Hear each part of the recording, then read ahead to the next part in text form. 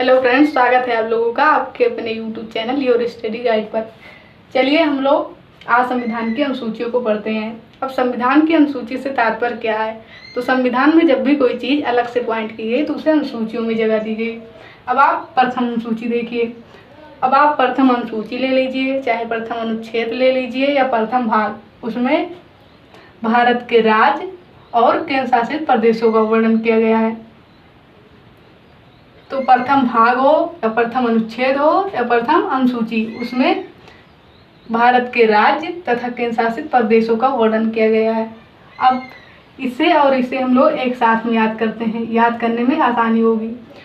दूसरी अनुसूची में संवैधानिक विशिष्ट पदाधिकार अधिकारियों जैसे राष्ट्रपति हैं, उपराष्ट्रपति हैं, लोकसभा के अध्यक्ष हैं, उपाध्यक्ष हैं, चीफ जस्टिस ऑफ इंडिया, इन सभी के वेतन भत्ते का वर्णन दूसरी अनुसूची में किया गया है। तो तीसरी अनुसूची में क्या है?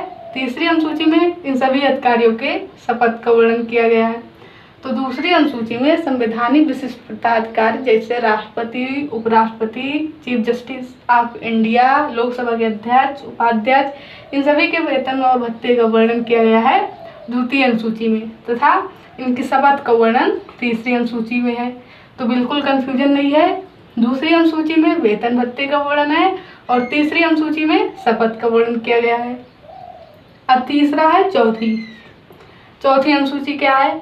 तो चौथी अनुसूची में बताया गया है कि राज्यसभा सीटों का वर्णन इसमें है। राज्यसभा की सीटें, कितनी सीटें राज्य से आएंगी और कितनी सीटें केंद्र शासित प्रदेश से। तो इसमें क्या है? राज्यसभा की सीटों का वर्णन किया गया है। इसमें बताया गया है कि कितनी सीटें राज्य से आएंगी और कितनी सीटें केंद्र शासित प्रदेश से। हम लोग फिर से एक बार देख लेते हैं सभी को। प्रथम अनुसूची में भारत के राज्य, भारत तथा केंद्र शासित प्रदेशों का वर्णन किया गया है। दूसरी अनुसूची में है संवैधानिक विशिष्ट पदाधिकारियों के वेतन का वर्णन किया गया है और तीसरी अनुसूची में उनके शपथ का वर्णन किया गया है। चौथी अनुसूची में क्या है? चौथी अनुसूची में बताया गया है कि राज्यसभा सीटें, कितनी सीटें राज्य से आएंगी और कितनी सीटें केंद्र शासित प्रदेश से।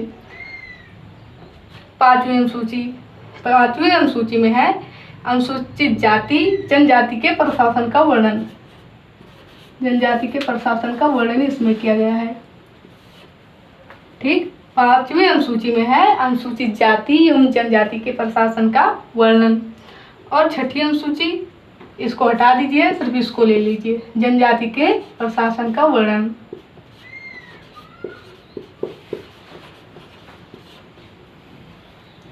स्पेशली 4 राज्यों में असम, मेघालय,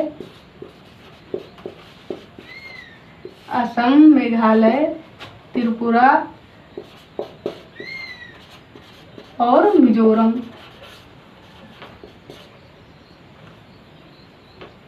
असम, मेघालय, त्रिपुरा और मिजोरम।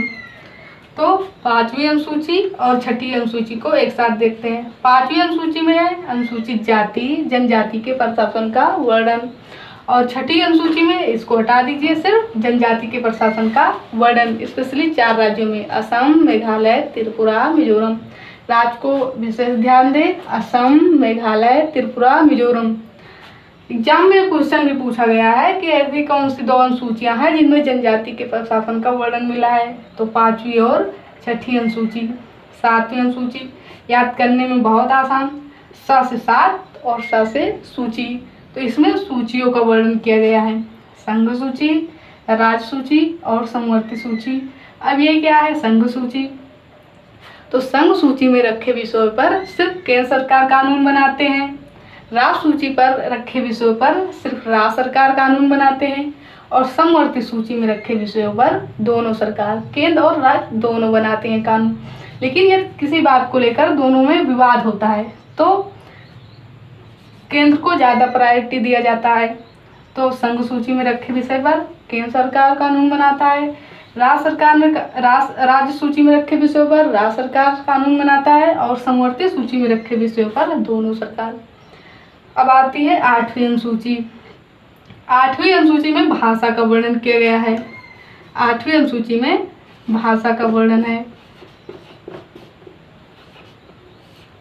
मूल संविधान में 14 भाषाएं थी, वर्तमान में 22 हो गई हैं बढ़कर।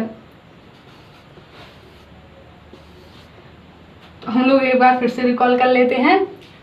प्रथम अनुसूची, प्रथम अनुसूची में भारत के राज्यों तथा केंद्र शासित प्रदेशों का वर्णन किया गया है।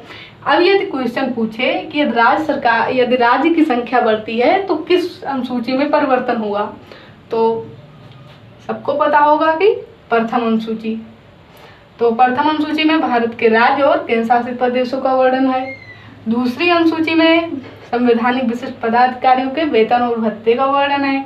तीसरी अनुसूची में उनके शपथ का वर्णन है। चौथी अनुसूची में राज्यसभा की सीटें कितनी आएंगी राज्य से, कितनी आएंगी केंद्र शासित प्रदेश से, इसका वर्णन है। पांचवी अनुसूची और छठी अनुसूची को विस्तार। पांचवी अनुसूची में अनुसूचित जाति जनजाति के प्रशासन का वर्णन किया गया है। छठी अनुसूची में जनजाति के प्रशासन का वर्णन किया गया है, स्पेशली 4 राज्यों में, असम, मेघालय, त्रिपुरा, मिजोरम। सातवीं अनुसूची सिंपल 7 से 7 7 से सूची, इसमें सूचियों का वर्णन है, संघ सूची, राज्य सूची और समवर्ती सूची। और आठवीं अनुसूची में भाषा का वर्णन किया गया है। अब चलिए हम लोग बाकी के 4 अनुसूचियों को पढ़ते हैं जो मूल संविधान के बाद जोड़ी गई।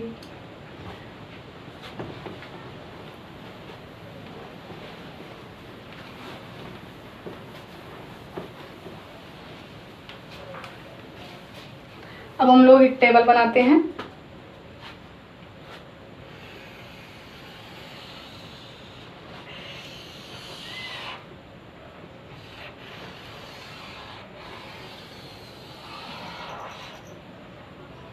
ये है अनुसूची,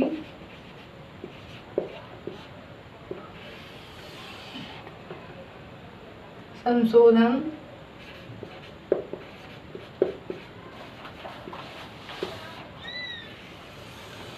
वर्ष क्या है और विशेषता।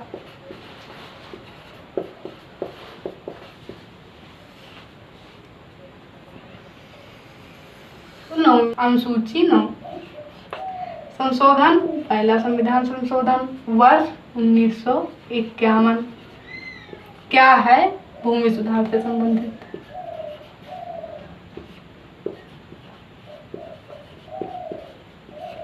अब देखिए, जब हमारा संविधान निर्माण हुआ उसके पहले ही संविधान संशोधन में अनुसूची 9 को जोड़ा गया। जैसे ही जब हमारा संविधान बनकर तैयार हुआ तो भूमि संबंधित कुछ समस्याएं हो रही थी, इसलिए यह प्रावधान बनाया गया कि अनुसूची 9 इसमें रखे प्रावधानों पर न्यायालय में चुनौती नहीं दी जा सकती। परंतु अब सुप्रीम कोर्ट ने कहा है कि इसमें रखे प्रावधानों में सुप्रीम कोर्ट में चुनौती यानी न्यायालय में चुनौती दी जा सकती है। इसमें रखे विषयों पर न्यायालय में चुनौती दी जा सकती है।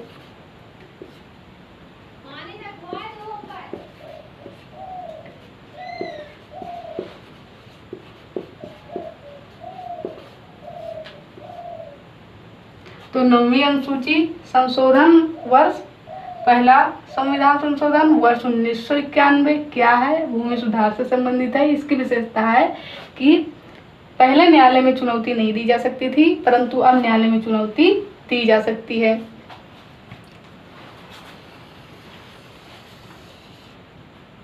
अगली है 10वीं अनुसूची, संविधान वर्ष 52वां, संविधान संशोधन 52वां और वर्ष 1985। तो 10वीं अनुसूची संशोधन 52वां संविधान संशोधन वर्ष 1985 और यह संबंधित है दल बदल से। दल बदल क्या है? दल बदल से संबंधित है कि जैसे कि इसमें बताया गया कि चुनाव से पूर्व जो पार्टियों के उम्मीदवार हैं वो दल बदल कर सकते हैं, परंतु चुनाव के बाद पार्टी के उम्मीदवार दल बदल नहीं कर सकते, नहीं तो उनकी सदस्यता रिक्त मानी जाएगी। तो 9वीं अनुसूची संशोधन पहले में जोड़ा गया वर्ष 1951 और यह भूमि सुधार से संबंधित है। इसमें प्रावधान था कि पहले न्यायालय में चुनौती नहीं दी जा सकती थी, परंतु न्यायालय में चुनौती दी जा सकती है। फिर 10वीं अनुसूची 52वें संविधान संशोधन द्वारा जोड़ा गया, वर्ष 1985, दल बदल से संबंधित है। अब 11वीं अनुसूची 73वां संविधान संशोधन और 1992, 93 पंचायत से संबंधित है और इसमें 29 कार्य क्षेत्र है।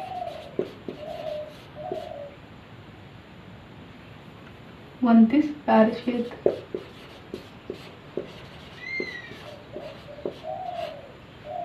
तो 11वीं अनुसूची संशोधन 73वां, वर्ष 1992-93। अब इसका क्या मतलब 92-93 में?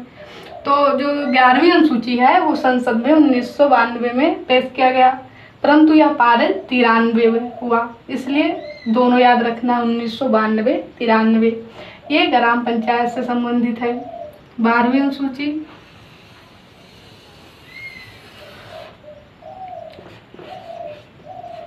ये संशोधन 74वां, वर्ष सेम 1992 और 93। ये किससे संबंधित है? नगर प्रशासन। नगर प्रशासन। इसमें 18 कार्य क्षेत्र दिए गए हैं।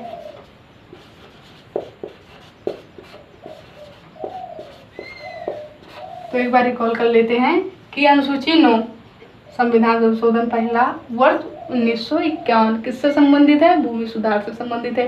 इसमें पहले प्रावधान था कि इसमें रखे विषयों पर न्यायालय में चुनौती नहीं दी जा सकती, परंतु अब न्यायालय में चुनौती दी जा सकती है।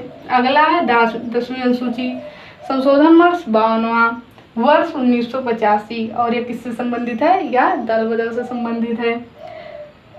अगली अनुसूची 11वीं अनुसूची वर्ष 73वां, वर्ष संशोधन 73वां संविधान संशोधन, वर्ष 1992 से 93। 1992 या 93, आप लोगों को दोनों याद रखना है कि 1992 और 93 में क्या है? पंचायत से संबंधित है। इसमें कार्य क्षेत्र कितने सौंपे गए हैं? 29 कार्य क्षेत्र दिए गए हैं। और अनुसूची 12 संशोधन 74वां संविधान संशोधन, वर्ष 1992 से 93 क्या है? तो नगर प्रशासन से संबंधित है और इसकी विशेषता है इसमें 8 कार्य क्षेत्र सौंपे गए हैं। तो फ्रेंड्स, यदि वीडियो पसंद आता है तो प्लीज़ लाइक करें, सब्सक्राइब करें और दोस्तों को शेयर जरूर करें। धन्यवाद।